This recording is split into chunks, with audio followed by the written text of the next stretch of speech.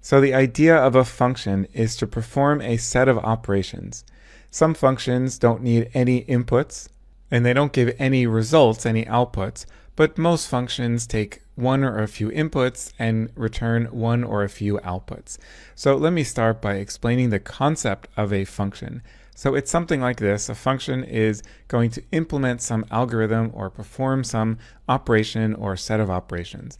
Now, in many cases, you will need to input some variables or some numbers or some strings or something into the function, and it will give you the result, the output.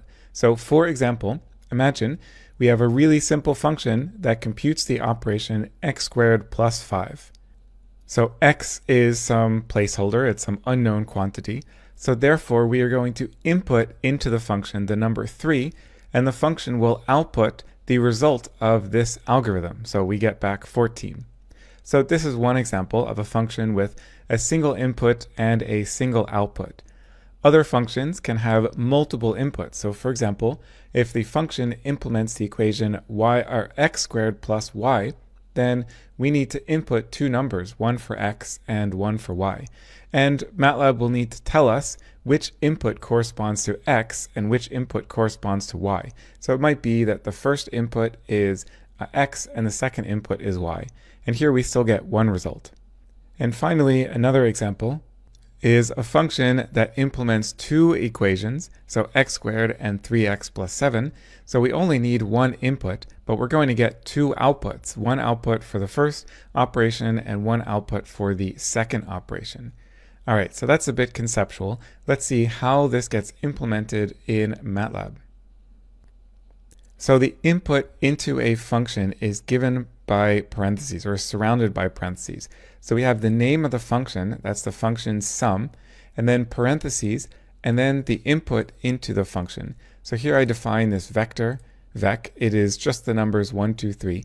And what the sum function is going to do is sum all of the numbers in the input. So 1 plus 2 is 3, plus 3 is 6. So I expect that the answer here is going to be 6, which it is.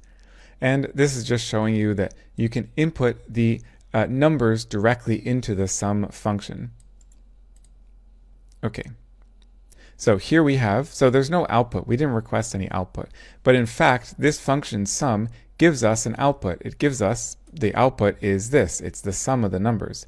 So we get an output from a function by using an equal sign. So we say the variable that's going to contain the result of the function equals the function name, and then in parentheses, the input or inputs into the function.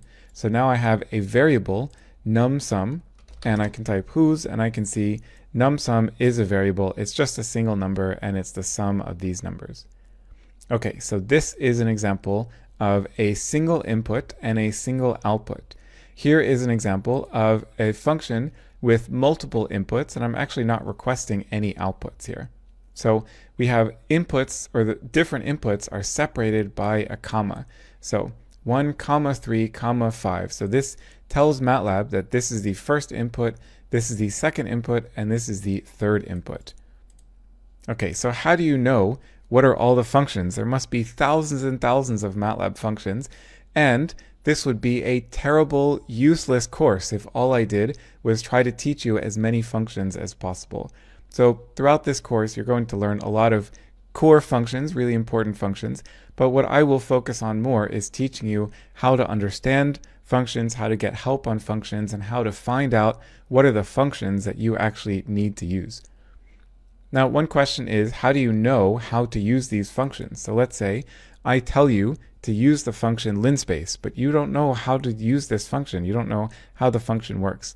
Well, the next video is going to be all about how to get information about different functions. For now, I will simply say one way to get help on a function is to type help and then the name of the function, and that will print out a bunch of information that will help you. Okay, so more on that in the next video. Now, we can also request an output of linspace. So let's call this, what should we call this? I'll just call this output. That's actually not a very good name for a variable because it's totally uninformative, but you know, it's just a placeholder here.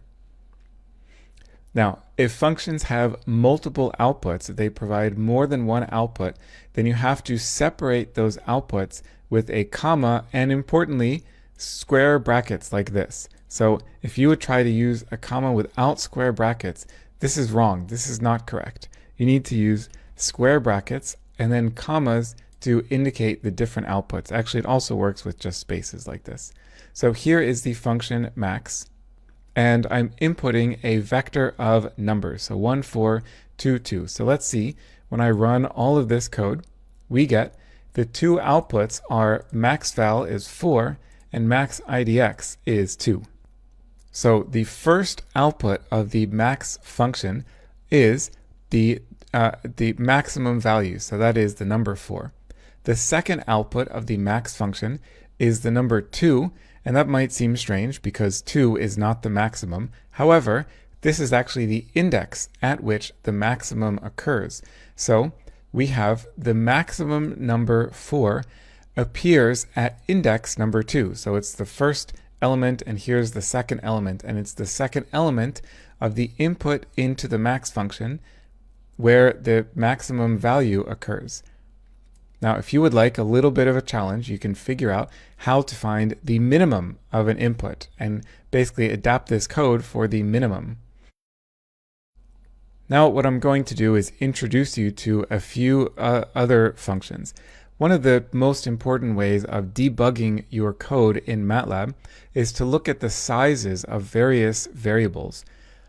And the reason why I say that's important is because very often it happens that when there are errors, when there are bugs in your code, they're either because of inconsistencies in the sizes of your variables, or by looking at the sizes of your variables, you can figure out where the error is coming from and what the error is. So looking at the sizes of variables is really important. And I've already introduced you to how to check for the sizes by typing whos. You can see the size of these different matrices. Okay, so what I'm going to do now is use this function rand_n. The function rand_n will generate random numbers in a matrix of whatever sizes you input. So here I'm generating a matrix of random numbers. It's actually a three-dimensional matrix. See, I have three inputs here. So input 1, input 2, input 3. So this is going to generate a three-dimensional matrix of numbers. It's like a cube of numbers. And the sizes of the matrix is 30 by 4 by 10. Okay, so this is a random multidimensional matrix, and here's a random vector, and this is actually just a 20 by 1 vector. Now, let's say we want to check the sizes of these matrices. So I'm going to use the function called size, and let's see what that returns. So that returns a vector of three numbers. So 30, 4, 10, and no surprise, that's exactly these numbers. So the function size is returning the size of the input matrix, the number of elements along each dimension in the order in which those dimensions occur. Now, we can actually add an optional second input into the size function, and that is comma 2. Now you can see that we didn't get any error messages, so it's not necessary to input a second provide a second input, but we can, and maybe you'd like to pause the video and guess what this second input means. Well, this second input is going to return not the sizes of the entire matrix, but only the size of the second dimension. So only the number of elements in the second dimension. So I can change this to 1, and that's going to return 30 because the first dimension of this matrix has 30 elements. It's 30 elements long. Okay, and then also just to show you, we can get an output here. So I'm going to say, how about we call this mat size equals size of randmat. And then we can see that this variable mat size is this vector. I'll type whos mat size. It's a 1 by 3 vector, so it's a row vector that contains the sizes for all of the different elements, the different dimensions of this matrix. Now notice that that's different from randvec. So randvec is actually a 20 by 1, so this is a column matrix. So instead of being 3 elements long, Now it's only 2 elements long. It's 20 by 1, so it's a column vector. Okay, so that is the size function. Now I'm going to introduce you to the length function. It's a very similar function, but it actually is a little bit trickier to interpret than the size function. And the reason why that's the case is that size will tell you so the output of the function size will tell you all of the sizes of all of the dimensions. In contrast, the function length is only going to return a single number. It returns just one number, and that is the length of the longest dimension. So here, the result is going to be only 30. We don't know what all of the sizes of the dimensions are. We just know that the largest dimension in the matrix randmat, the variable randmat, is 30 elements long. Now, it doesn't even tell you which dimension contains this number of elements. It just tells you what is the longest dimension, or what is the number of elements in the longest dimension. So you can see that length is a little bit trickier than size, and for this reason, I usually recommend using size instead of length, unless you know for sure that the input into the length function is a vector, because in that case, length is always going to be the length of the vector. Okay, and then there's one more function that I want to introduce you to in this video, which is numL. numL is the number of elements in the vector. So this variable, randvec, this is a 20 element vector. So the output of numL is going to be 20. But randmat, this is a 30 by 4 by 10. So this is actually a pretty big matrix of numbers. And in fact, it contains 1,200 elements. There are 1,200 numbers contained inside this matrix. And that's because it's a cube. So the total volume of the matrix is 30 times 4 times 10. And finally, not surprisingly, you can also request output. So let's say numL randmat equals randomat. Yeah, that's okay. That also sounds kind of nice. Equals the output of numL. So now we have a variable in the Matlab workspace that tells us exactly how many elements are in this matrix.